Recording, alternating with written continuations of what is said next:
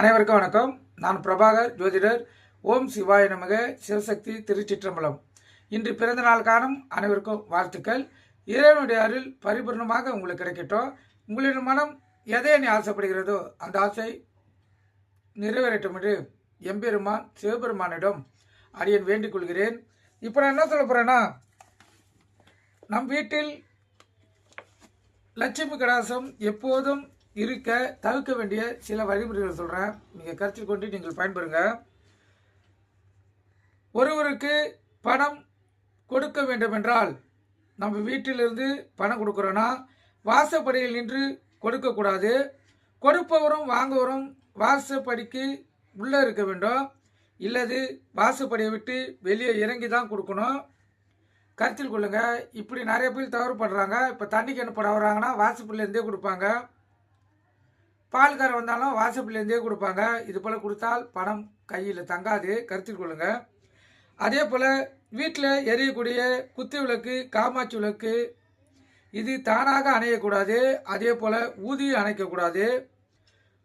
புஷ்பத்தால், அதாவது பூவால் அணைக்க வேண்டும். அப்போது லட்சுமி கடாசம் வீட்டில் குறையாமல் இருக்கும். அதே போல் வாசப்படி, அம்மி, ஆட்டுக்கள், உரக்கல் இவங்களெல்லாம் உட்காரக்கூடாது. இரவில் வீட்டை பெருக்கினால் குப்பையை வெளியில் கொட்டக்கூடாது. கருத்தில் கொள்ளுங்க. விளக்கு ஏற்றிய பிறகு பால், தயிர், உப்பு, அரிசி, ஊசி இவற்றை பிறருக்கு தானமாக கொடுக்கக்கூடாது. அதே போல் பீரோவில், பூஜை அறையிலையும் நம் முன்னோர்கள் இறந்த படத்தை எக்காரத்து கொண்டு வைக்கக்கூடாது. அப்படி வைத்தால் அவங்களுக்கு லட்சுமி கடாசம் குறையக்கூடிய வாய்ப்பு ஏற்படும். இப்போ இறந்தவங்க படத்தை பார்த்தீங்கன்னா அதை மேற்கு சைடு தான் மாற்றி வைக்கணும். எக்காரத்து கொண்டும் பூஜை அறையில் அவங்கள வைக்கக்கூடாது. இப்போ எல்லாருமே பார்த்தீங்கன்னா பூஜை அறை கிழக்கு நோக்கி தான் பூஜை அறையை வைத்திருப்பாங்க.